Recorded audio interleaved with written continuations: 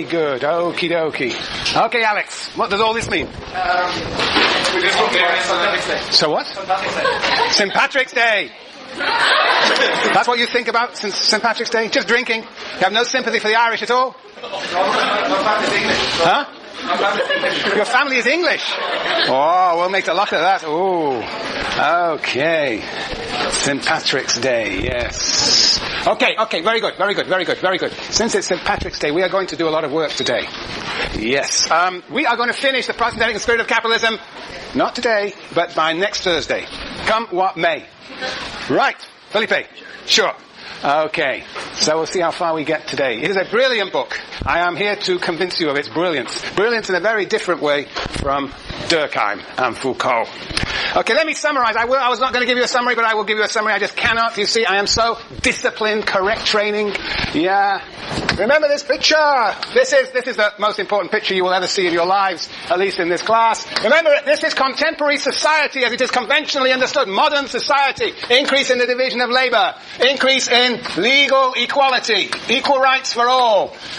Increase in liberal democracy. That is to say, electoral democracy. Increase in contracts. And increase in scientific knowledge.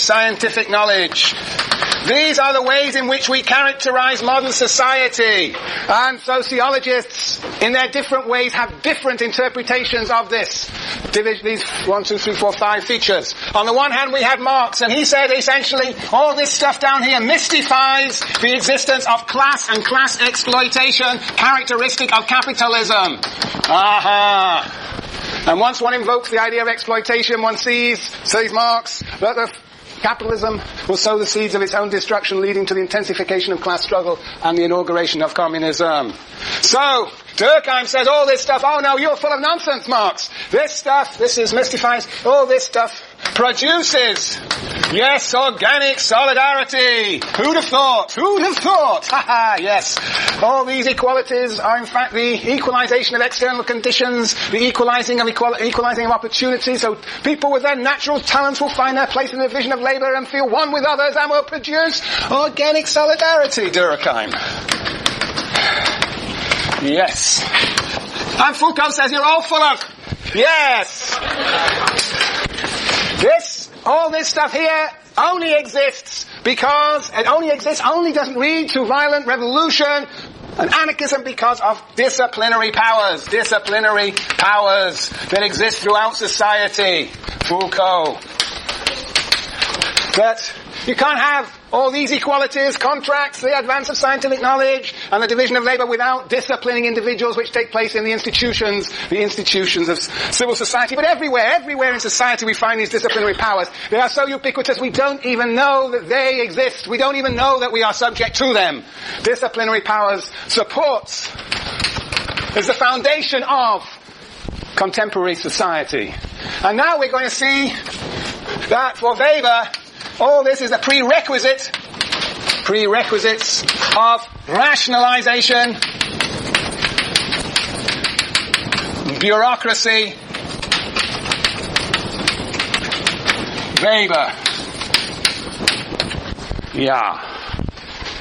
And we're going to see close connections between rationalization and disciplinary power. Indeed we will. Yes. Very close connections.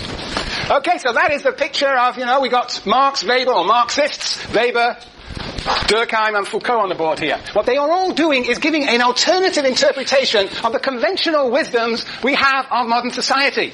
And they are saying, that behind these wonderful things are Foucault, these terrible things, disciplinary powers, class exploitation, the two sides of class exploitation, on the one hand, exploitation on the other hand, struggle, the terrible thing called rationalism, and there, Durkheim, of course, is a great optimist, who sees these things as wonderful and giving rise to organic solidarity, which will free up individuals to actually develop their talents. Yes. Yes. Do I know you? Andy? Courtney. Okie dokie.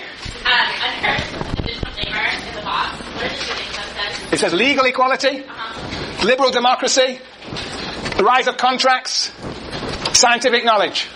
Okay, Courtney. Where is Andy? Here you are. You see? Okay. What did you say?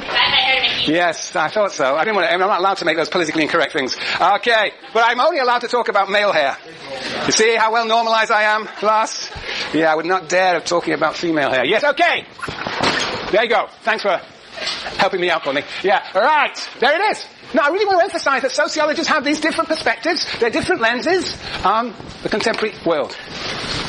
Is that sort of clear where we are? Good. Right. Now, there's one thing I messed up last time was Sasha's question. Where is Sasha? There you are. I'm blind. Yes, okay. Yes.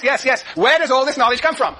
Well, not where does all the knowledge come from. Where do the norms that behind normalization come from? That's what you asked, right? And I didn't really. I said, well, you can't ask that question. Well, you can ask that question. Actually, Mike, wherever he is, these GSIs are sort of spreading out amongst you and surveying. There you are. Yeah, I mean, it's absolutely right, of course. And that, in fact, these norms are actually produced by science. You know, whether it's at the asylum, whether it's the factory, the school. So that's actually indeed where the norms are being produced in these micro-institutions. And the interesting question is, how do they diffuse across these institutions and out from institutions? That we know less about. But you know, I realized when I thought about it afterwards,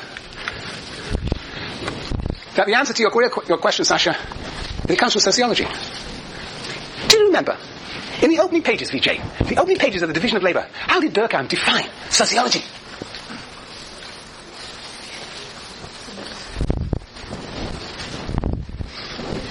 Anybody? Remember, Simeon, you know you hated Durkheim, but you remember those opening pages? The study of moral facts. The study of moral facts. The study of moral facts. What are moral facts? I don't know. Of course you do. Come on. Stop playing so innocent. Moral facts are... I guess just norms. That's right, just norms. They are rules that we follow. Right, Lauren? Yes, rules. So basically what sociologists do, according to Durkheim, is that sociologists do what? They study moral facts. They do more than study them. They discover what are the moral facts, what are the moral rules, what are the norms, what are the rules that we should follow in society. That's what we do as sociologists, says Durkheim.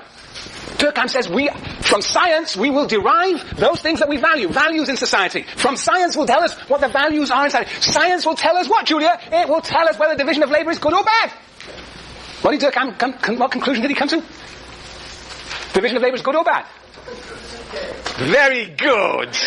Yes. Division of labour. So basically what Durkheim is doing is saying science can produce values. Science can tell us what values to support. Science can tell you what division of labour is good or bad. Science is going to be telling you what are the moral rules to follow. That is what Foucault is saying scientists do. They go about telling us what norms and values we should follow. Durkheim is the prototype scientist producing these values. Jessica. Yeah? But we know, because we are critical theorists, we know that Durkheim didn't actually scientifically demonstrate that the division of labour is good. What did Durkheim have to assume in order to come to that conclusion, Simeon? I think that solidarity, or his definition of solidarity, is good. Right. So Durkheim claims that science can give us values, and indeed as a sociologist produced those values, produced the idea that somehow division of labour is good, but it was based on this arbitrary assumption, we thought, that solidarity is good. The point is that Foucault is saying that at least scientists are producing all these values all over the place. Whether it be sociologists, psychologists, psychiatrists, penologists, pedagogists, they're producing these values in the name of science, like Durkheim claimed to be doing. So in a sense, the answer to your question, Sasha, is sociologists are for Foucault, deeply engaged in the production of values that we follow. And Durkheim at the end of the book says, okay, now we must, as sociologists, having figured out the division of labour is good and, we'll produce this organic, so we have to tell the world, we have to persuade people of this. That we distill the values of society out of sociologists and then propagate them. Okay. What do you think of that, Mike? Sounds great. Sounds great. It is great, not just sounds great. Now, Sasha, okay. Now, point is, of course, not all sociologists are like Durkheim, as we will see when we get to Weber. Weber is very skeptical of the idea that scientists can ever produce, find, discover values. But anyway, I think Foucault, and I'm surprised that Foucault didn't really go for Durkheim in a much more tougher way than he does. Because Durkheim is obviously the prototype of these scientists producing values that we must all follow. And I think that is the latent aspiration and ambition of so many sociologists, that they should rule the world with their values. Yeah. Okay, any questions? Terrific. Max Weber, Jason. I just had kind of a simple question, would he endorse any kind of power that you consider legitimate? Because Yeah, like, is it all bad? Like, what does it mean for the real world? Like, practical, like, they, like, not disciplining or anything. Yeah. Yeah. Power is bad. Look, my view of, you ask your GSIs, but my view is this, that you can only theorize power, all these structures of power, these disciplinary powers. All power, in a sense, is not bad. He doesn't want to say it's bad, because that's another moral value that becomes another power over people. You don't say it's bad, or you don't say it's good. But he wants to invite you to challenge power. And what he's saying is that there are challenges to power all the time, everywhere. But we cannot and must not theorize those challenges. We cannot, because we cannot, like Marx, say, struggle leads to struggle leads to struggle leads to struggle, up, Bob's your uncle, revolution. No, it doesn't work like that. Even Gramsci tries to do a mature analysis, he's trying with the war. You can't theorize that resistive moment. And you mustn't, because as soon as you actually theorize it, it becomes a new form of power over people. So, basically, he's inciting you to rebel, but saying you cannot and must not theorize about it. So there is resistance, there is challenges to power. He knows that. But what we can theorize are the structures of power. And conveying that to people, persuading people that we are ubiquitously embedded in these structures of disciplinary power is itself an important thing. Now ask a question. Am I answering it? Not quite. Not quite. Like, I don't know, one thing I kind of imagine is, like, how would he raise a kid, you know? He's kind of forced in a situation where you've got to kind of lay down the rules every once in a while. Well, what would he do? He likes to critique stuff, but what would he do in the real world? He wouldn't have a kid. I mean, that's kind of like just critique it from the sideline. Yeah, no, he. Oh, Simeon, do you want to answer the question for me? No, but when you were saying before, like, his sort of struggle against power, just popped into my mind that maybe Foucault is just only focused on the defensive aspect, like he's limited his whole theory to defensive, basically, as opposed to the other theorists have an offensive side of the theory. That's right. You can tell that. On the offensive side, Foucault is saying it actually turns out to be dangerously a new form of power. Durkheim's solution is definitely a new form of power in Foucault's eyes. And Marx's analysis of class struggle is too. The danger of having a vanguard party that will then impose power. I know, so he's very concerned that the so-called offensive becomes, in a sense, new forms of power. Yeah. But yes, so what does one do? Well, there are different... Oh, Jen, you want to answer this question? No, I just have a comment. I think maybe... Do you think that Foucault would say, like, institutional power or structural power is bad, and maybe, like, you're recognizing your own personal power is something different? Yeah, well, I think that he basically, perhaps, home learning, I don't know what he would actually do, but he would try and, obviously, not partake in the, quote, normal institutions of family. Family, of course, has a very diverse set of arrangements, so you've got a lot to choose from. But, he might challenge all sorts of norms about the family. He might encourage the actual collective organization of the rearing of children. Anything that would challenge the disciplinary powers, the way families are conventionally organized. He would let his kid run wild, like he ran wild. He would... Yeah, I don't know. It's an interesting question. When you get to feminism, you can ask the feminists what they would do. McKinnon, you asked that question of McKinnon, what she would do about sex. Yes. Right, I think it's fair that when we get to the feminists, the feminists will force us to think about what this means for conducting our own individual lives. I think Foucault is moving us in that direction, forcing us to think about how to behave in under these disciplinary regimes. Yeah. I don't know. I think you've got to make that choice and decision yourself, Jason. I think that's what he might say. Okay, Jessica, this is the last question, otherwise we'll not get to Weber. No. You see, that was an exercise of sovereign power which you should not succumb to. So, okay, well, so was his advice to just, because in his personal life he, went against power in, all these different ways, so would that be his advice to all, or?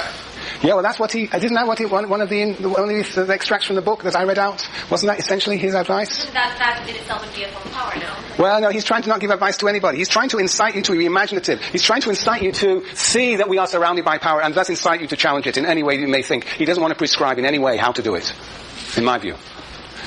Comment. Anand does. When you said in the book, the professor you read, that when you know the game, that is liberation. That's a huge point. Yes, and so the game in this case, knowing and recognizing the existence of disciplinary powers, that's already a major step forward. This is hard for us to understand what we take for granted. We're inserted into all these disciplinary powers. We don't see them as such. I'm hoping that after this course you will see them as such. Now what that will mean, we'll see. I'll check you out 2 years down the line.